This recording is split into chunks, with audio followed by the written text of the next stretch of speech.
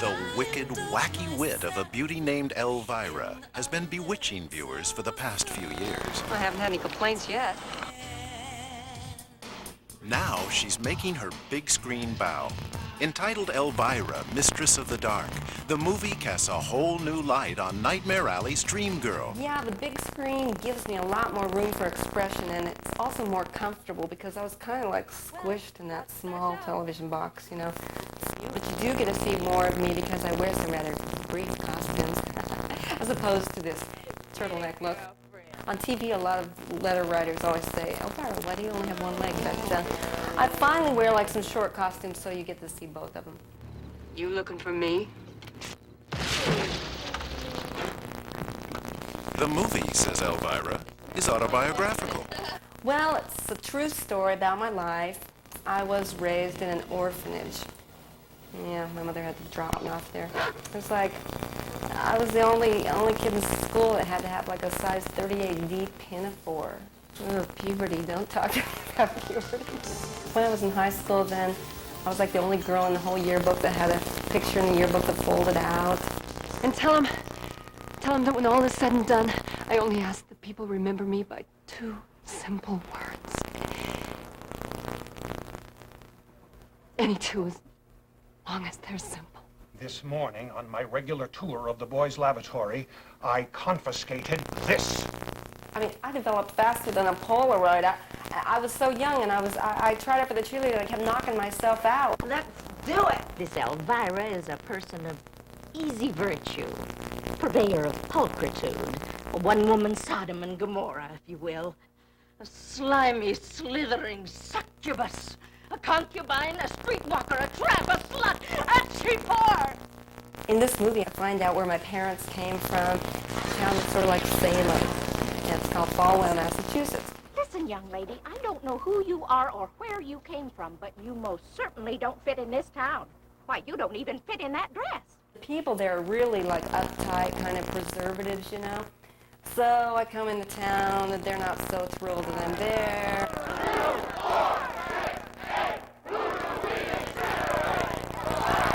Collect my pants and carrots. So finally I collected, but it's not exactly what I've been dreaming about. I mean, it's just like a rundown house and a dog and this crummy book. The dog is a real scene stealer. I mean, the dog gets paid for like just doing stuff like sitting and like putting his hands over his eyes and going like this. You know, and I mean, I have to work so much harder and get the same money. I discover I have this uncle, and yeah, he's a pretty weird character. Holds the book of sight, when the moon is drained of all its light, will then be ruler of the night, master of the dark. I scared her at the readings, actually. That's why I got the job. I sort of did a leer on her, and she sort of went, oh, God, you're creepy. Elvira has one other enemy to cope You're with. quite welcome. You know, as I always say, morals aren't cheap. And speaking of cheap, a little birdie told me that Elvira woman is related to you. There's one person in town named Chastity who is the self-proclaimed upholder of the morals. I can't remember when I've been this hungry. This was the Morality Club Day picnic. And we're going to come here and have a very nice time, you know, and listen to Bringing in the Sheaves by the American Legion Band. And, of course, Elvira does a pretty turn with her crock pot of casserole. The crock pot turns out to be an aphrodisiac, so the town council gets into a pretty pickle. Oh, boy. I am born dog. The Elvira world is a rather specialized one that has, she finds weird stuff attractive, and she finds strange stuff funny. Roger Ebert called me a cross between Mae West and Vampirella. I think of myself more as a cross between, Anne Margaret and E.T. As odd as the character is, and as much of a character as it is, she's still very human and vulnerable. And that's what really, I think, attracts all sorts of people, too. She has fans from 6 years old to 90 years old. A lot of the plot depends on magic and fire and demonry and things like that. It's not as easy as it appears to do that sort of thing.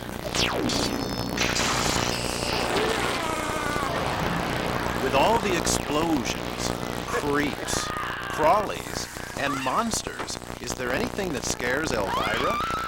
Yeah, doing this interview might do it. Any last words? Just one.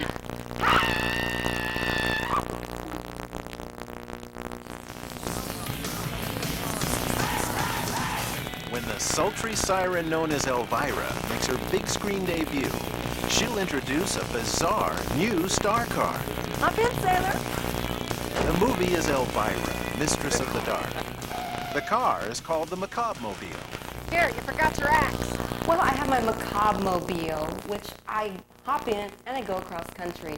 And of course, it's a beautiful, refurbished 1958 T-Bird, my favorite car. And we put a little, a few spikes on the dashboard, which is really like gnarly if you're in a collision and you hit your head on the dashboard.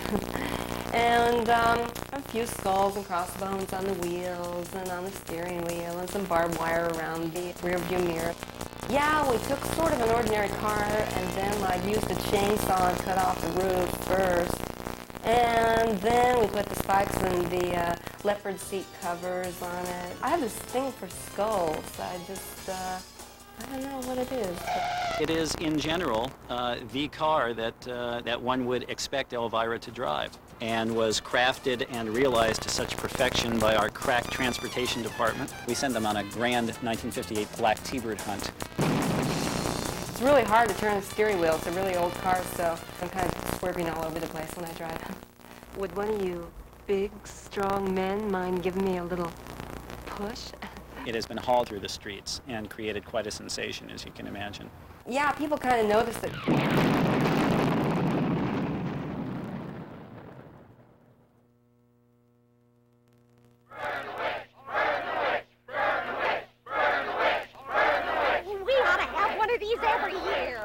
In her motion picture debut as the Mistress of the Dark, the bewitching Elvira has a hot time in an old town at night. Her mortal enemy is Chastity Pariah, played by Edie McClurg. Well, I'm the moral leader of Falwell, Massachusetts. I'm the president, pro tem, and for all eternity of the Morality Club. Chastity, the picnic's a great success. Yes, I think it's something we can all be proud of me for. We put on a picnic that gets a little out of hand. The crock pot turns out to be an aphrodisiac. When they open that pot, they're going to need all the luck they can get. I don't believe I've had any of this. I particularly enjoy it, Miss Chastity, because it's always good to see, the pompous and the person who sets themselves superior brought low. Oh, boy. I am born dog. Edie's been cooking up a lot of laughter in films like Ferris Bueller's Day Off and the hit TV series The Hogan Family. I'm a lot different from all of my characters because many of them are quite extroverted and, bossy. Not that it's any of my business, but then, of course, everything is. Edie McClurg was a Kansas City disc jockey until she came to San Francisco to visit her brother. I went on vacation. Don't ever go on vacation if you don't want to change your whole lifestyle. Her brother introduced her to improv comedy. Within a few years, she'd moved to Los Angeles. Elvira and John Paragon, who wrote the film Elvira, and myself were all in a group called the Groundlings, and I started doing Dear Abby at the Groundlings, answering questions off the cuff from the audiences. So, I would just say that, I've moved out here from Los Angeles to Los Angeles from Chicago. The wind there, they call it the hawk, because it just blows in off Lake Michigan and forces your mucus right back up into your nose. Now Edie and Elvira are together again. Listen, young lady, I don't know who you are or where you came from, but you most certainly don't fit in this town. Why, you don't even fit in that dress. Listen, sister, if I want your opinion, I'll beat it out of you.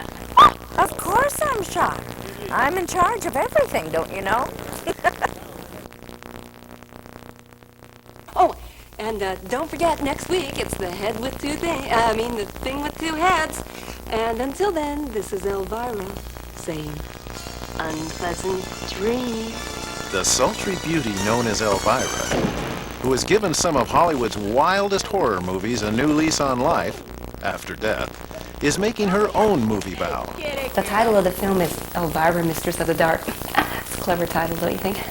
I'm a movie horror hostess in LA, and I quit my job. I don't have to take this from anybody. And as for you, And I go across the country. So it's kind of like the adventures of how I kind of discover my past, and I run into some relatives I didn't know I had.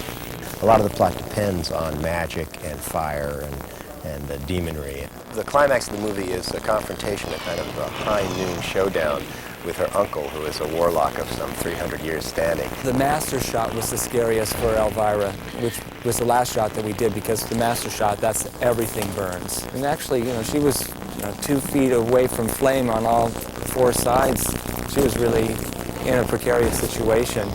And I said, you are getting the hell out of here as soon as the first explosion goes, because otherwise I'm going to run right through you. And she went, oh, you wouldn't. I said, yes, I sort of would. The notion of combining Elvira's wacky world with high-tech razzle-dazzle was advanced by film executive Brandon Tartikoff. I think the secret of Elvira's appeal, beyond the obvious, is that she's somebody who says what she's thinking almost at all times. Doesn't matter if you're a kid, a teenager, or a repressed adult, you wish you could say what's on your mind, and she does. Bloody Mary. No hard liquor served past 8 o'clock. Do you want a virgin? Maybe, but I'll have a couple of drinks first. We get to live her world for about 100 minutes, and that's kind of fun, and it certainly presents Elvira in a way that they haven't seen her.